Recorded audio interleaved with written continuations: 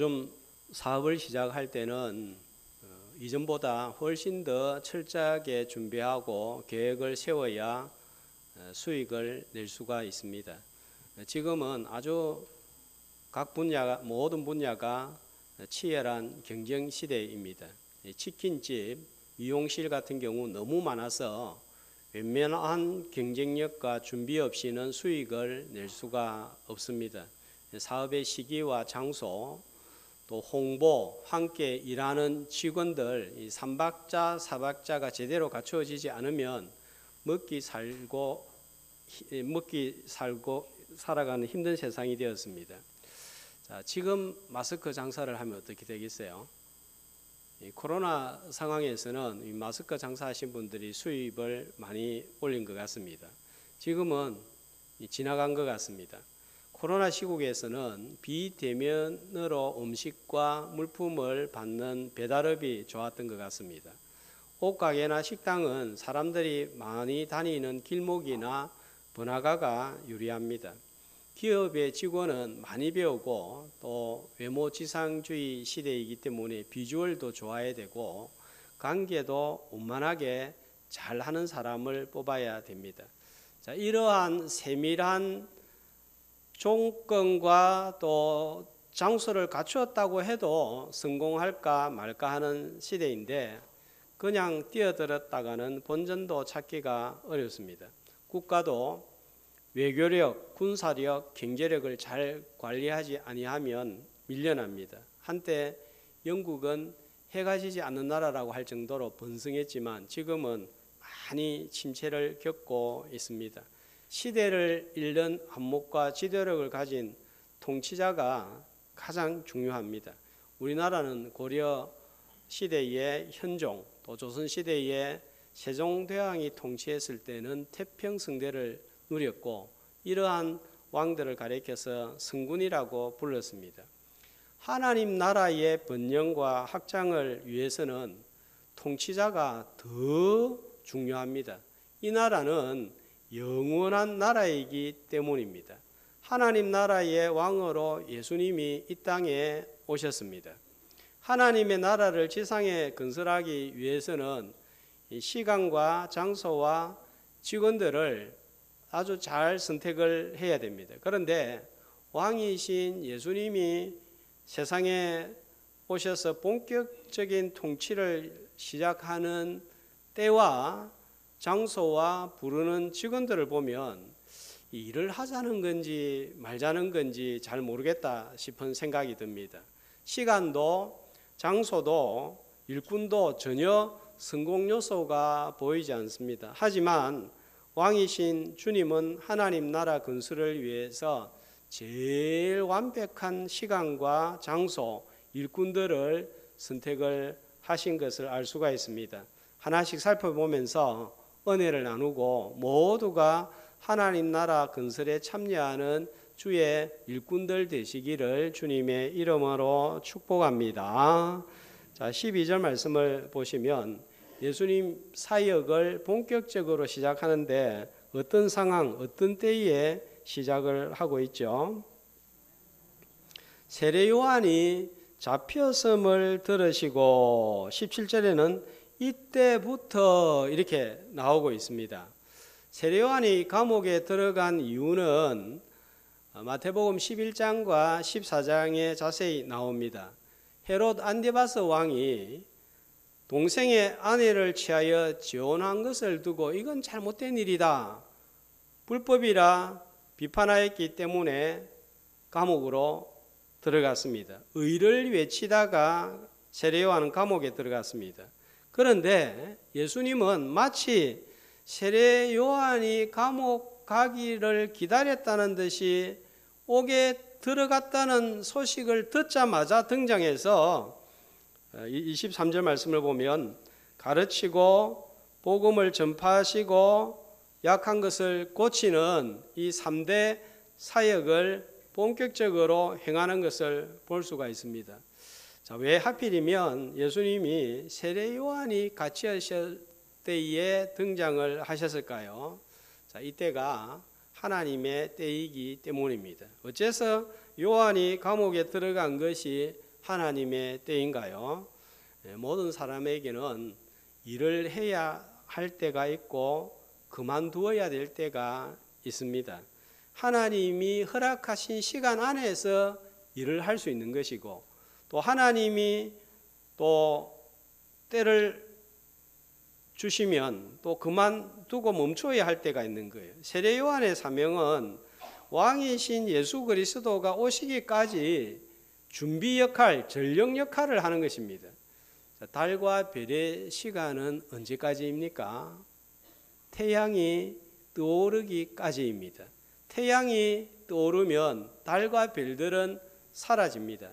우리는 세례 요한이 좀 더 주님을 위하여 일을 했다면, 주님과 함께 일을 했다면 더 큰 열매를 맺었을 텐데, 요한의 사역이 한창일 때에 왜 하나님은 감옥으로 보내버렸나 하는 생각을 가집니다.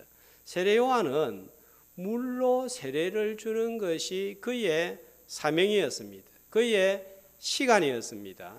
불과 세례를 주시는 큰 빛이 오자 별같은 세례 요한은 사라지는 거예요. 자, 이런 때는 성경에서 자주 발견이 됩니다. 모세를 하나님이 80세에 불렀습니다. 우리가 생각할 때는 40세 그 한창일 때는 수족을 못 쓰게 미디안 광야에서 양치는 일로 시간을 허비하게 하시더니 이제는 지팡이 짚고 다녀야 할 80세에 부르고 사명을 주십니다.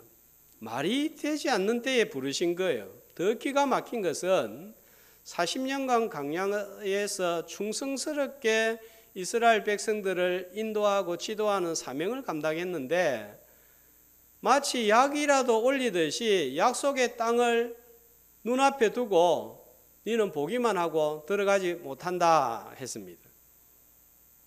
모세의 생명을 10년만 하나님께서 더 연장시켜 주셨다면 모세가 얼마나 큰 일을 했을까 하는 생각을 가지게 됩니다. 자, 그런데 꼭 기억합시다.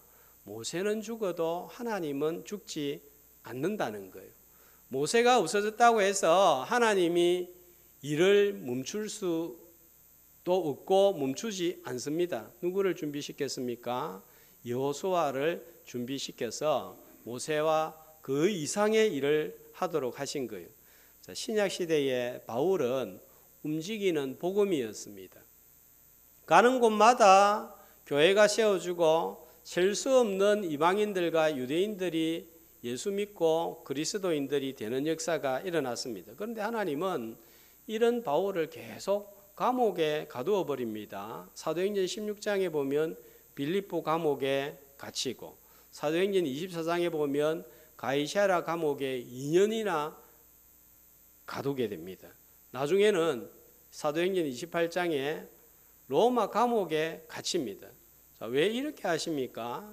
빌립보 감옥의 감금을 통해서 간수와 식구들이 세례를 받고 예수를 믿고 유럽 최초의 교회 빌립보 교회가 설립이 되었습니다. 가이사랴 2년의 감금을 통해서 고위직인 총독과 왕에게 복음을 전하는 기회가 되었고, 로마까지 무료로 갈 수 있는 바닷길 백길이 열렸습니다. 로마 감옥은 간수들과 황제의 가족들에게 복음이 전해지는 기회가 된 거예요.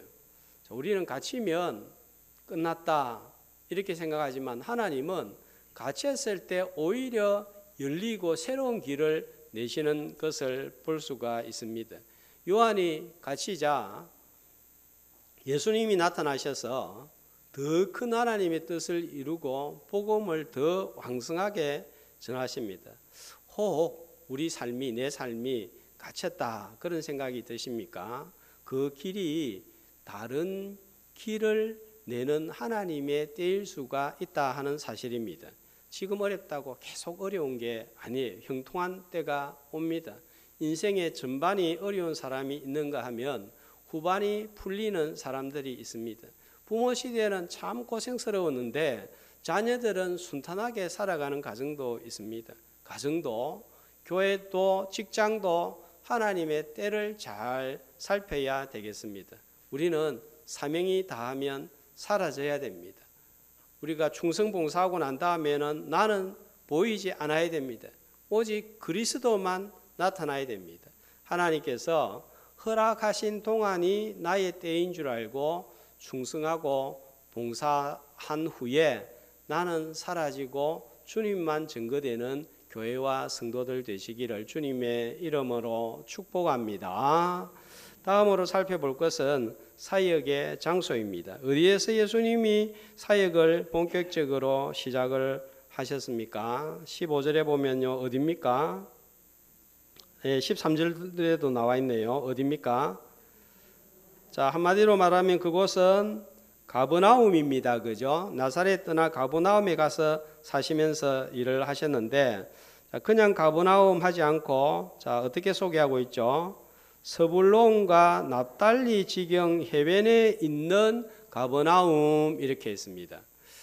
자, 스불론과 납달리가 어딘지 지도를 통해서 한번 살펴보면 갈릴리 바다가 보이죠? 자, 그 위에 북서쪽에 여기가 납달리, 여기가 스불론 이렇게 되겠습니다. 상부 갈릴리, 하부 갈릴리 이렇게 불리는 곳입니다. 예수님이 사역을 하신 장소는 성전이 있는 도시 예루살렘도 아니고 왕궁도 아니고 당시 세계의 심장이라고 불리는 로마도 아닌 스불론과 납달리 땅, 이곳은 16절에 보니까 어떤 곳이라고 하고 있죠? 흑암에 앉은 백성이 사는 곳입니다. 그 다음에요, 사망의 땅과 그늘진 곳이라고 하고 있습니다. 자, 갈릴리 주변 지역은 이방 지역과 인접하고 있기 때문에 강대국들이 지나가는 길목에 위치하고 또 다른 이방 지역과 많은 접촉이 있다가 보니까 혼혈족이 많고 혼합 종교도 많았습니다. 그래서 같은 유대인들이지만 이스라엘이 같은 땅에 살고 있지만 유대인의 눈에는 이방인에게 가깝고 종교적으로도 유일신 여호와 신앙이 아니라 우상 숭배하는 곳이기 때문에 같은 민족, 같은 땅이지만 멸시받고 천대받고 무시받는 곳이 이곳이었어요. 자, 그래서 15절에 보면 이 갈릴리를 어떤 곳이라고 부릅니까? 이방의 갈릴리여. 같은 이스라엘 땅에 있어서도 우리하고 똑같은 신앙, 똑같은 민족 아니고 저희는 짬뽕이다 이거예요. 게다가 이 지역은 강대국들의 세력이 커지면 애굽은 북으로 쳐올라가서 땅을 빼앗기 위해서 거쳐가고 아수르, 바벨론, 바사가 힘이 강해지면 남쪽으로 전쟁할 때 지나가는 곳이기 때문에 자, 이들이 한번 지나가고 나면은 엉망이 되는 거예요. 쑥대밭이 되는 거예요. 자, 몽골이 일본을 침략하기 위해서 우리나라를 거쳐갈 때 이 고려가 엉망이 되었습니다. 일본이 명나라를 치기 위해서 임진왜란을 일으켰을 때 우리나라가 쑥대밭이 된 거예요. 이런 위치에 처하고 있는 것이 갈릴리 지역입니다. 자, 그래서 16절에는 흑암에 앉았다 그러고 사망의 땅이라 그러는 거예요. 한번 전쟁이 일어나면 이 지역에 살고 있는 부녀자와 아이들과 젊은이들이 죽어나가니까 사망의 땅입니다. 여기는 소망이 없습니다. 그늘진 곳입니다. 게다가 갈릴리 바다를 의지하고 살아가던 곳이에요. 자, 갈릴리 바다 한번 지도를 통해서 보면 바다라고 하지만 최대 길이가 20km, 최대 폭이 12km. 이거는 바다가 아니죠, 그죠? 호수에 불과합니다. 그러니까 이 조그만 호수에서 고기 잡아서 팔아서 생계를 유지하고 있으니까 이 지역이 경제적으로 부여할 수가 없는 거예요. 그러니까 좀 잘 살고 좀 배우면 도시로 가는 거예요. 예루살렘으로 가고 또 유명한 도시로 떠나가는 거예요. 그러니까 예수님은 이런 땅에서 사역의 깃발을 올렸습니다. 가게로 치면 장사가 안 되는 곳에 문을 열었습니다. 사람 없죠. 뭐 경제력 안 되죠. 그런데 예수님은 하필이면 왜 이런 곳에서 사역을 시작했을까요? 복음서를 잘 읽어보면 예수님은 이곳에서 처음 사역을 시작한 것은 아닙니다. 세례를 받고 강야 시험을 받고 그 다음에 이 갈릴리 사역을 하고 있는 이 사이, 그러니까 4장 11절과 12절 요 한 절 요 사이에는 약 1년간의 예수님의 활동 내용이 생략이 되어 있습니다.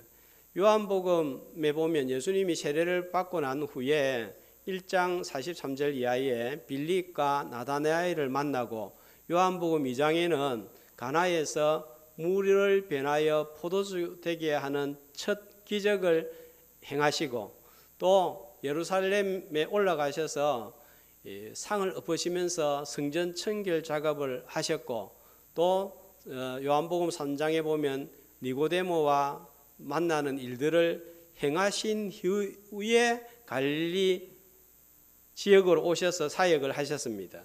그런데 마태는 이런 내용을 다 생략하고 갈릴리 사역부터 첫 사역으로 시작을 소개함으로 기록하고 있는 것은 그만큼 갈릴리 사역이 중요했기 때문입니다. 자, 어떤 점에서 중요했을까요? 갈릴리 사역을 두고 14절에서는 어떻게 말씀하고 있습니까? 이렇게 예수님이 갈릴리 가버나움에 오셔서 사역하시는 이 일을 두고 자, 뭐가 이루어지기 위함이라고 말씀하고 있죠? 선지자 이사야를 통하여 하신 말씀을 이루려 하심이라 이렇게 기록하고 있습니다. 마태복음은 다른 복음서에 비해서 구약의 약속이 성취가 되었다 이것을 강조하고 있다고 말씀을 드렸습니다. 갈릴리 사역, 이 스불론과 납달리 지역에 빛이 비치고 새로운 역사가 일어날 것을 이사야 9장 1절 2절을 통해서 예언하셨습니다. 이 말씀이 이제 이루어지고 있다 하는 거예요. 그리고 구약에서부터 이방 땅, 이방 선교에 관심을 가지고 있는 하나님의 뜻이 지금 드디어 예수님이 이 지역에 찾아오심으로 이루어지고 있다 하는 것을 강조하고 있습니다. 이런 땅에 왕이신 예수님이 오시니까 변화의 역사가 일어나고 있습니다. 자, 흑암에 어떤 일이 일어나고 있습니까? 흑암의 지역의 16절 말씀해 보면 큰 빛입니다. 그냥 빛이 아닙니다. 큰 빛이 비치고 있습니다. 우리 속담에 쥐구멍에도 볕들날 있다고 했는데 이 흑암의 지역에 또 절망의 지역에 사망의 장소에 빛이 비치고 있습니다. 본격적인 왕의 통치로 인하여서 자 23절에 보면 예수님의 3대 사역 티칭, 프리칭, 힐링 사역이 진행되는 것을 통하여서 하늘의 복이 땅에 억수같이 쏟아지고 있는 거예요. 천국이 땅에 임하는 모습이 가장 강력하게 현저하게 드러나는 곳이 이 갈릴리 지역이다 하는 거예요. 자, 이들의 절망적인 상태를 흑암뿐만 아니라 그 다음에 백성들이 어떤 상태에 있는 거예요? 16절에 보면 앉아있다. 그 다음에 사망의 땅과 그늘에 앉아있다. 이렇게 주저앉아 있는 상태로 묘사하고 있습니다. 말라기 4장 2절은 자, 이런 주저앉아 있는 상태가 새롭게 일어나고 뛰게 될 것을 이렇게 예언했습니다. 한 목소리로 내 이름을 경외하는 너희에게는 공의로운 해가 떠올라서 치료하는 광선을 뛰리니 너희가 나가서 외양간에서 나온 송아지 같이 뛰리라. 자, 공의로운 해, 바로 예수 그리스도를 말씀하고 있습니다. 예수님이 오셔서 가르치고 전파하시고 치료하니까 어떤 일이 일어납니까? 송아지같이 뛰어는 역사가 일어나는 거예요. 지금 갈릴리 사람들은 어떤 상태입니까? 흑암에, 사망에, 그늘진 곳에 주저앉아 있는 상태예요. 빛이 비칠 때 송아지같이 앉아있는 자가 일어나서 뛰는 역사가 일어날 줄로 믿습니다. 자, 우리 다대포 모룬대 입구에서 발견된 폐총으로 인하여서 수천 년 전부터 이 땅에 사람이 살았던 것으로 밝혀졌습니다.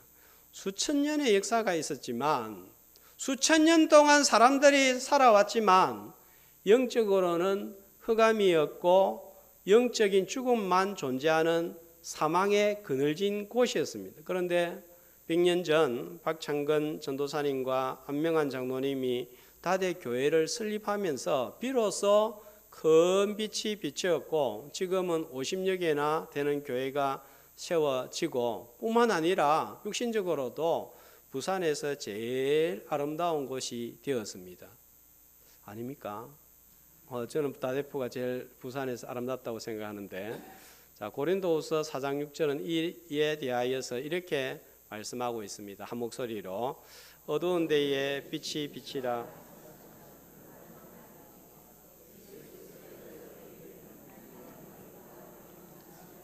우리 마음에 비추셨느니라. 하나님 영광을 아는 빛을 우리 다대포에 비추셨느니라. 그래서 소망의 장소가 되었습니다. 영적인 흑암과 사망의 땅인 가정이 있습니다. 자녀가 있습니다. 가족이 있습니다. 예수 그리스도가 그 마음에 진리의 빛을 비출 때 어둠은 물러가고 사망은 물러가고 빛과 생명의 역사가 일어날 줄로 믿습니다. 자, 다음으로 살펴볼 것은 17절입니다. 이때부터 예수님이 전한 메시지, 설교의 내용은 무엇입니까? 회개하라, 천국이 가까워왔느니라. 누가 전한 메시지와 같습니까? 세례 요한도 처음 광야에서 말씀을 전할 때 똑같은 설교를 하였습니다. 우리도 이 말씀을 전하기 위해서 부름을 받은 자들이에요. 자, 그런데 이 요한과 예수님이 똑같은 설교를 했지만 아주 큰 차이점이 있습니다. 요한은 천국이 가까이 왔다 함으로써 미래적인 천국으로 선포했지만, 예수님은 자신의 인격과 행동을 통해서, 말씀을 통해서 하나님 나라가 지금 임했다 하는 것을 선포하고 있는 거예요. 요한이 그림자라면 예수님은 실체입니다. 자, 모세와 여호수아의 관계로 설명을 할 수 있겠습니다. 모세는 약속의 땅으로 이스라엘 백성들을 모압 평지만 인도했지 가나안 땅에 들어가지는 못했습니다. 여호수아가 인도한 것처럼 요한은 천국을 땅에서 선포했지만 예수님은 하늘을 열고 영원한 가나안 땅 천국으로 우리를 인도하신 메시아시며 천국 자체이십니다. 그러므로 우리가 예수를 구원자로 믿고 받아들일 때 우리 마음에 천국이 임하는데 이를 가리켜서 심령 천국이라고 합니다. 그러니까 천국은 마음에서부터 시작이 되는 거예요. 천국은, 자, 하나님의 나라는, 자, 어떻게 들어갈 수 있습니까? 그 조건이 뭐예요? 천국이 가까워왔느니라. 그 앞에 회개하라. 그러면 천국이 임한다 하는 거예요. 자, 회개는 죄가 사해져야 되는 것인데, 이 죄는 물로 씻어도 없어지지 않고 불로 태워도 사라지지 않습니다. 오직 예수 그리스도의 보혈로만 깨끗하게 되고, 그 예수 그리스도의 보혈로 이제 하나님의 나라에 들어갈 자격을 얻게 되는 거예요. 우리의 비전은 요한과 예수님이 전한 하나님의 나라를 전하는 것입니다. 그래서 예수님이 주기도문에서 어떻게 기도하라고 우리를 가르치셨죠? 하나님의 나라가 이 땅에 임하시도록 기도하라는 거예요. 자, 전하기 전에는 우리는 확신을 해야 됩니다. 내가 무엇을 믿고 있는지 바른 지식, 진리에 기초해야 됩니다.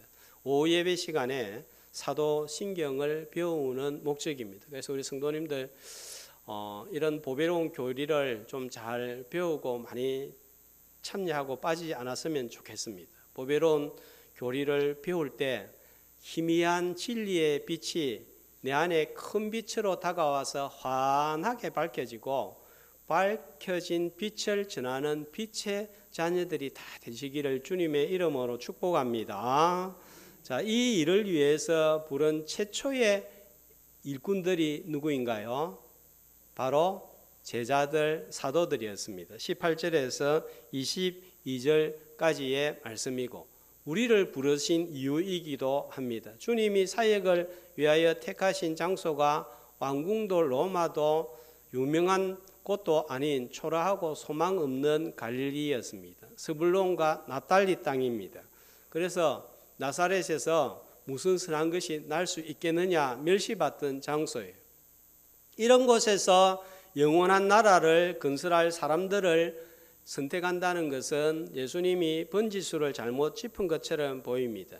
학문과 지성의 전당인 대학이나 탁월한 사람들이 모여 있는 곳으로 가서 사람을 뽑아야 할 것 같습니다. 귀족, 왕족, 학자, 탁월한 예술가, 기술자들을 선택을 한다고 해도 세상을 하나님의 나라로 변화시키는 것은 불가능하게 보입니다. 그런데 어떻게 보면 자기 앞가림도 못하는 사람들을 선택한 것 같아요.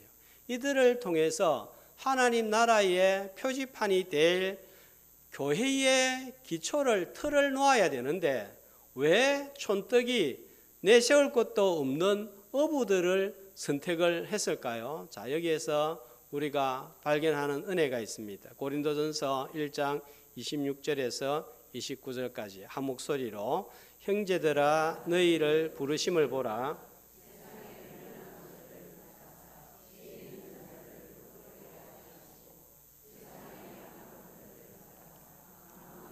부끄럽게 하려 하시며 세상의 천한 것들과 멸시받는 것들과 없는 것들을 택하사 있는 것들을 폐하려 하시나니 이는 아무 육체도 하나님 앞에서 자랑하지 못하게 하려 하심이라. 세상 나라와 다른 거예요. 세상 나라는 삐까뻔쩍한 사람들을 뽑고 그리고 사람이 영웅이 되도록 합니다. 그런데 하나님의 나라는 그게 아니에요. 미련하고 약하고 천한 것들, 멸시받는 것들을 택하사 하나님 나라를 세우는 거예요. 아무도 자랑하지 못하게 누구만 드러나도록 하나님만 드러나도록 하시기 위해서입니다. 그러기에 평범한 우리, 아니 평범보다 좀 떨어지는 우리도 얼마든지 주님의 일꾼으로 사용을 받을 수가 있습니다. 어떻게 내 같은 자가 감히 하나님 나라의 건설자로 참여할 수 있을까요? 주님이 제자들을 부르시는 말씀 속에서 그 답을 찾을 수가 있겠습니다. 19절 말씀에 보면은 제자들을 부를 때 예수님이 어떻게 부르십니까? 나를 따라오라. 내가 너희를 사람을 낚는 어부가 되게 하시리라 했습니다. 나를 따라오라고 했습니다. 우리가 제자가 될 수 있는 것은 왜요? 주님이 나를 불러주셨기 때문에 제자가 되는 거예요. 내가 원해서 제자가 되는 것이 아니라 주님이 불러주셨기 때문입니다. 그러니까 제자의 시작은 내가 아니라 주님이시라는 사실입니다. 주님을 따라갈 때에 내가 제자가 되는 것이지 내가 제자 되고 싶다고 제자가 되는 게 아니에요. 우리가 하나님 믿고 싶다고 하나님을 믿을 수 있는 게 아닙니다. 하나님 믿게 하실 때에 내 안에 믿음이 생기는 거예요. 이런 초라한 사람들 가지고 어떻게 이 세상을 변화시킬 수가 있겠습니까? 하나님이 세상을 창조하기 전에 땅의 상태, 창세기 1장 2절 어떻게 되어 있습니까? 땅이 혼돈하고 공허하고 흑암이 깊음 위에 있는 땅, 소망 없는 땅, 죽음의 땅, 흑암의 땅. 그런데 하나님께서 말씀하시니까 하나님 보시기에 좋았더라. 아름다운 세상이 됩니다. 아무것도 없고 흑암에 있는 땅을 아름답게 변화시키시는 분이십니다. 나 같은 죄인을 의인되게 하시고 흑암과 사망과 그늘에 앉은 자에게 빛과 생명을 주시고 이렇게 세우시는 분은 주님이신 줄로 믿습니다. 그러므로 내가 무엇을 얼마나 가졌느냐, 어떤 재능을 가졌느냐 보다 중요한 것은 주님의 손에 붙들리면 되는 거예요. 하나님이 만든 최고의 작품, 자신의 형상으로 만들어진 사람의 재료는 무엇입니까? 흙이었습니다. 요한복음 9장 6절 7절에 보면 주님이 소경의 눈을 떠르게 만드는 기적을 일으키시는데 그 재료가 무엇입니까? 침을 뱉어 진흙입니다. 진흙 같은 연약한 자이지만 주님의 손에 붙들릴 때 하나님 나라의 건설에 참여하고 확장하는 도구가 제자가 될 줄로 믿습니다. 자, 천국 건설 참여를 위해서 주님을 따라갈 때 필요한 것이 구별된 삶입니다. 자, 세상의 능력은 재능이고 외모 같은 것들이지만 성도의 능력은 거룩입니다. 하나님이 거룩하시기 때문에 하나님은 거룩한 자를 좋아하시고 하나님이 좋아하는 자를 하나님은 사용하시기 때문입니다.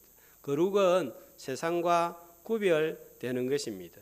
이스라엘을 애굽에서 불러내신 것처럼 우리를 세상으로부터 불러내셨습니다. 자, 그리고 요한 1서 2장 15절에서 17절은 이렇게 말씀을 하고 있습니다. 자, 같이 읽습니다. 이 세상이나 세상에 있는 것들을 사랑하지 말라. 누구든지 세상을 사랑하면 아버지의 사랑이 그 안에 있지 아니하나니 이는 세상에 있는 모든 것이 육신의 정욕과 안목의 정욕과 이생의 자랑이니 다 아버지께로부터 온 것이 아니요 세상으로부터 온 것이니라. 이 세상도 그 정욕도 지나가되 오직 하나님의 뜻을 행하는 자는 영원히 거하느니라. 자, 하나님의 나라는 어떤 나라라고요? 영원한 나라입니다. 영원한 나라를 위해서 일하는 자는 일시적이요 사라지는 것만을 붙드는 것이 아니라 영원한 것을 주목하는 자인데 그 사람들이 구별된 삶이고 구별된 자입니다. 제자는 구별된 삶을 위해 날마다 주님과 동행해야 됩니다. 소극적으로는 세상 습관, 세상 고집, 세상 교만, 세상 자리를 버리는 것이지만 좀 더 적극적으로는 매일 성경으로 묵상하면서 성육하신 주님과 동행하고 기도로 동행하는 것입니다. 말씀과 기도를 통해서 그분과 함께 식탁에 앉고 그분과 함께 일하고 자녀를 양육하고 봉사하는 제자들 되기를 주의 이름으로 소망합니다. 자, 주님과 동행하는 삶을 통해서 우리는 주님께 순종의 삶을 살 때 하나님 나라 확장에 참여합니다. 주님의 부름과 우리의 순종이 딱 마주칠 때에 하나님의 뜻이 이루어집니다. 19절 따라오라 했을 때 20절 보니까 베드로와 형제 안드레는 어떻게 하였죠? 그물을 버려두고 예수님을 따라갔습니다. 자, 순종하는 모습을 볼 수 있습니다. 21절에는 세베대의 두 아들 야고보와 형제는 더 적극적으로 주님을 따라가는 것을 볼 수가 있습니다. 자, 22절에 보면은 그물뿐만 아니라 자, 뭐까지 버려두고요? 배와 아버지를 버려두고, 예, 아버지가 또 첨가가 되었습니다. 마가복음 1장 20절에는 이들이 뭐까지 버리는지 이렇게 기록하고 있습니다. 자, 아버지하고 배뿐만 아니라 또 뭐 또 버렸습니까? 품꾼들. 그러니까 이 세베대의 집은 베드로 안드레 가정보다 좀 더 여유가 있었던 거예요. 배도 있고 그 다음에 일꾼들도 고용을 하고, 그러니까 아버지가 사장이고 이 좀 직원들도 있고, 그럼에도 불구하고 이걸 다 버리고 따라간 것을 볼 수 있습니다. 그랬더니 어떤 복을 받았습니까? 최초의 제자가 되는 것을 볼 수가 있습니다. 우리 교단 헌법 제3조는 이렇게 나와 있는데, 자, 교회의 직원에 대해서 이렇게 나와 있습니다. 자, 교회 직원을 대해서 이렇게 하는데, 자, 복음을 전파하고 성례를 거행하고 권징을 시행하게 하는 일을, 자, 누구를 통해서 한단 말이에요? 직원을 세워서, 그러니까 이 직원이라 하면 목사, 장로, 집사를 말합니다. 직원을 세워서 이 일을 하는데, 제일 최초의 교회의 틀을 세운 직원, 창설 직원이라 합니다. 그 창설 직원으로 뽑힌 자들이 누구나 말입니까? 제자들입니다. 또 이제는 이 사도들이 없기 때문에 비상 직원이라고도 부릅니다. 시작은 참 볼품이 없었습니다. 주님은 세상적으로 내세울 것이 없는 자들을 선택하여 교회의 틀을 놓는 창설 직원이 되게 하신 거예요. 이제는 우리를 교회의 직원으로 부르셔서 천국을 확장하는 이 일을 이루시기를 원하십니다. 과거에 세상의 죄를 먹고 살았던 물고기 같았던 나를 영혼을 낚는 어부가 되게 하시려고, 구원받은 나를 구원하는 자들 되게 하시기 위해서, 회심한 나를 회심으로 이끄는 자들로 만들기 위해서, 복음 받은 나를 복음 나누어주는 일꾼이 되도록 따라오라고 우리에게 말씀하십니다. 날마다 말씀과 기도로 주님과 동행해서 세상과 구별되는 거룩한 삶, 순종의 삶으로 천국 확장에 참여하는 교회의 일꾼들 다 되시기를 주님의 이름으로 축복합니다.